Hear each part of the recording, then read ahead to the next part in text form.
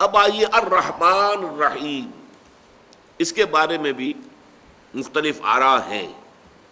رحمان کے بارے میں مسند ایک رائے یہ ہے کہ یہ عربی لفظ ہے ہی نہیں، یہ رحمان، را کے بعد خے، اور یہ شاید آپ نے نوٹ کیا ہو ہمارے پٹھان بھائی جو ہیں وہ رحمان کو رحمان ہی پڑھتے ہیں، معلوم ہوتا ہے کہ وہ ہا کے اوپر نقطہ لگا کر بولتے ہیں رحمان، رحمان گل۔ تو اسی طریقے سے یہ کہتے ہیں کہ کسی سابقہ کسی اور لینگویج کا لفظ تھا یہ، اور یہ عربی کے اندر داخل ہوا ہے، دخیل ہوا ہے، اور اس سے رحمان بن گیا ہے، اور یہ بھی اس میں ذات کی طرح بیہیو کرتا ہے، یہ اللہ تعالیٰ ہی کے لیے استعمال ہوتا ہے، اور یہ الف لام کے بغیر نہیں آتا، سوائے اس کے کہ منادہ اگر ہو جائے اور کسی کے ساتھ وہ مضاف الیہ بن جائے، مضاف بن جائے، تو پھر رحمان جو آ سکتا ہے، ورنہ الرحمن۔ بہرحال یہ کہا گیا تھا، سورہ الفرقان کی آیت ہے قالوا وما الرحمن، جب ان سے کہا گیا رحمان کو سجدہ کرو، انہوں نے کہا یہ رحمان کون ہے؟ انسجد لما تامرنا، اے محمد کیا ہم اسے سجدہ کریں گے جس کا کہ حکم تم ہمیں دو گے؟ وزادہم نفورا، اور ان کے اندر نفرت کا اضافہ ہو گیا۔ تو عرب نے پہل رحمان کے لفظ کو قبول کرنے سے ابا کیا کہ یہ کیا، کہاں سے لے آئے تم یہ لفظ، یہ تو ہمارا لفظ نہیں ہے، حالانکہ موجود تھا یہ لفظ، لیکن یہ کہ بہت شاذ استعمال ہوتا تھا۔ حضرت ابو بکر کے بیٹے کا نام عبد الرحمن ہے، پھر آپ کو معلوم ہے عشرہ مبشرہ میں سے ایک صاحب ہیں عبد الرحمن ابن عوف رضی اللہ تعالیٰ عنہ۔ تو یہ تو نہیں ہے کہ رحمان کا لفظ موجود نہیں تھا، لیکن یہ کہ ان کے ہاں یہ نام بہت ہی کم استعمال ہوتا تھا۔ اصل لفظ اللہ، اللہ، اللہ، اور اس کے بارے میں آپ کو بتا چکا، یا وہ اس میں ذات ہے، اس میں علم ہے، مشتق ہے ہی نہیں، اور وہ اس میں جامد ہے، اور یا پھر وہ الہ سے اللہ بنا ہے۔ الرحمن الرحیم کے بارے میں دوسری رائے یہ ہے کہ یہ دونوں لفظ عربی ہیں، اصل ہے، اور اللہ تعالیٰ کی صفت رحمت کی دو شانوں کو ظاہر کرتے ہیں۔ یہ مسئلہ جو ہے آپ بہت سی تفاسیر کے اندر اگر دیکھیں گے تو کافی اس میں بہت سے اقوال آپ کو مل جائیں گے، کنٹراڈکٹری بھی مل جائیں گے، کہ یہ صرف ایک مادہ ہے رحمت، رحم، راحمین، جس سے اللہ کے دو نام ہیں، باقی کسی اور مادے سے دو نام نہیں ہے، ایک ہی نام بنے گا۔ یہاں دو نام ہیں رحمت سے، رحمان، رحیم۔ اس کی وجہ کیا ہے؟ یہ ایک خاص بڑا مسئلہ رہا ہے اہل علم کے نزدیک، تو مفسرین کے نزدیک اس کی وجہ بیان کرنا۔ تو جان لیجئے کہ رحیم ہے فعیل کے وزن پر۔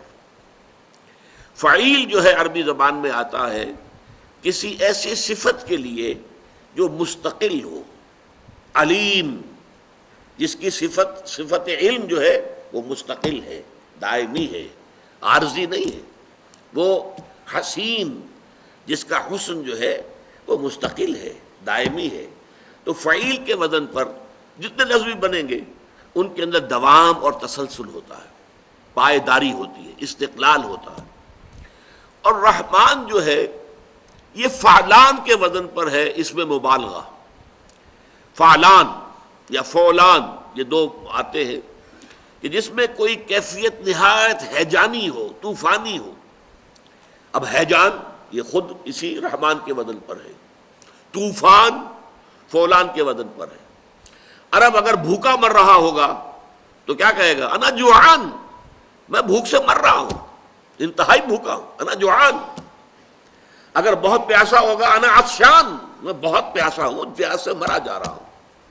اسی طرح قرآن مجید میں لفظ آتا ہے غضبان، نہایت غضبناک، نہایت غصے میں۔ یہ لفظ کس کے لیے آیا ہے؟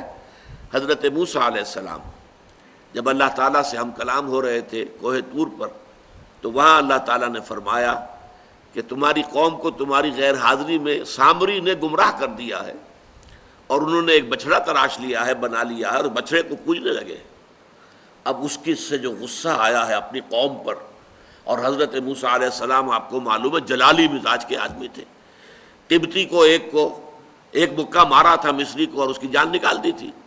اسی کے نتیجے میں پھر وہاں سے مفرور ہو کر جانا پڑا تھا مدین، اور وہاں رہے کئی سال، 10 سال لگے۔ یہ مزاج جو ہے، تو جب وہ واپس آئے ہیں تو غضبان اسفا، موسیٰ جب لوٹے ہیں تو نہایت غضبناک تھے اور نہایت افسوس کے اندر کہ میری قوم نے جس کو اللہ نے میرے ذریعے سے نجات دی، غلامی کے بندھنوں میں بندھے ہوئے تھے، انہیں پرسیکیوٹ کیا جا رہا تھا، ان کے بیٹوں کو قتل کر دیا جاتا تھا پیدا ہوتے ہی، اور بچیوں کو زندہ رکھتے تھے اپنی خدمت گزاری کے لیے، اور آج یہ ہو گیا کہ انہوں نے بچڑے کو معبود بنا لیا۔ تو جو غضب اور جو غصہ آیا ہوگا اس کا ایک ظہور بھی ہوا کہ انہوں نے وہ جو جن پتھر کی سلوں پر تختیوں پر تورات کے احکام عشرہ اللہ تعالیٰ نے لکھ کر دیے تھے وہ تو زمین پر پٹخ دی، اور حضرت موسیٰ علیہ السلام کی داڑھی بھی پکڑ لی اور پیشانی کے بال بھی پکڑے اور دونوں کے پکڑ کے کھینچا اپنی طرف غصے میں کہ تم نے یہ میری خلافت اور نیابت کا کیا حق ادا کیا، میں تمہیں بنا کر گیا تھا اپنا خلیفہ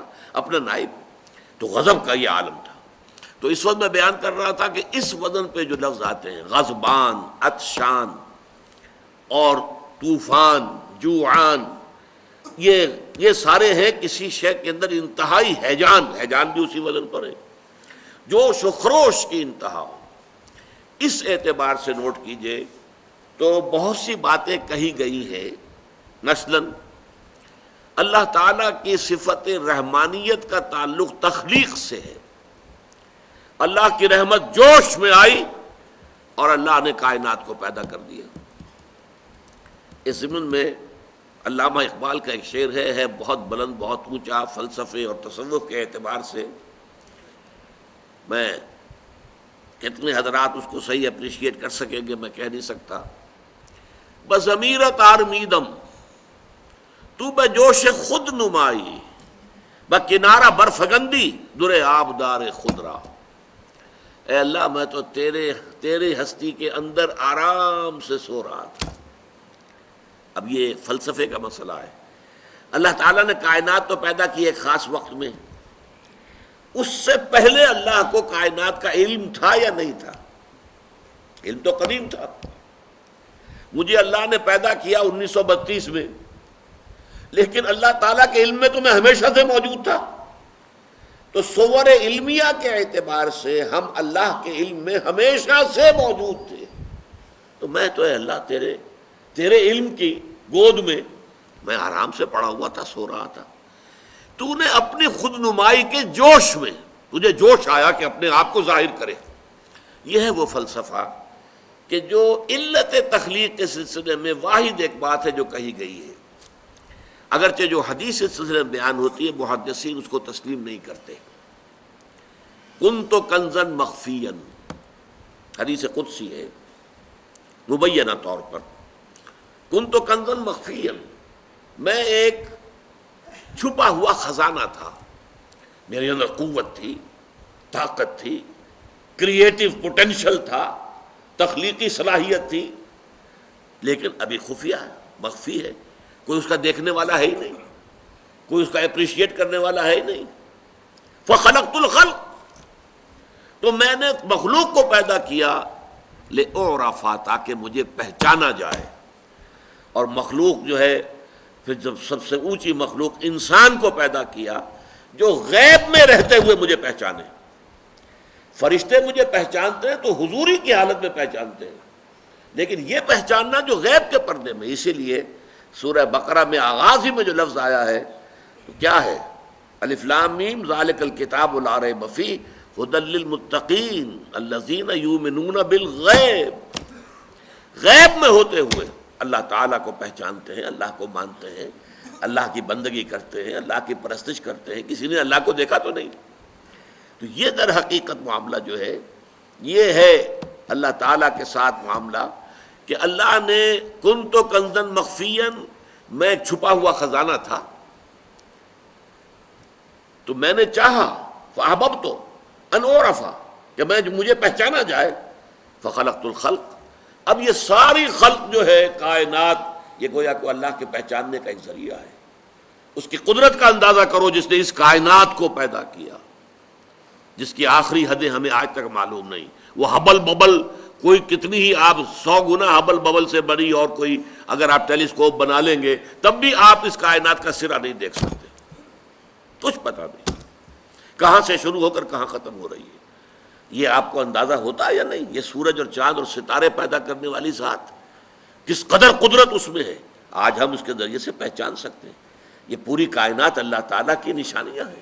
ان فی خلق السماوات والارض واختلاف اللیل والنہار والفلک التي تجری فی البحر بما ينفع الناس وما انزل اللہ من السماء من ماء فاحیا به الارض بعد موتها وبث فيها من كل دابة وتصریف الرياح والسحاب المسخر بین السماء والارض لآیات لقوم یعقلون. یہ تمام فینومینا آف دی نیچر ایک آیت میں جو جمع کر دیے گئے ہیں، آسمان اور زمین کی تخلیق میں، رات اور دن کے الٹ پھیر میں، اور یہ جو اللہ تعالیٰ آسمان سے بارش برساتا ہے اور یہ اس کے ذریعے سے زمین میں سے فصل نکالتا ہے، یہ سارے ہواؤں کا چلانا، بادلوں کا چلنا، یہ سحاب جو آسمان اور زمین کے درمیان مسخر، یہ سب اللہ کی آیات ہیں. ان کے ذریعے سے ہم اللہ کو پہچانتے ہیں. تو کنت کنزن مخفیا، میں عرض کر چکا ہوں، محدثین اس حدیث کو تسلیم نہیں کرتے. ان کو سند جو ہے اس کی حدیث کے بارے میں دو چیزیں ہوتی ہیں. ایک حدیث کا متن کیا ہے، کیا الفاظ ہیں.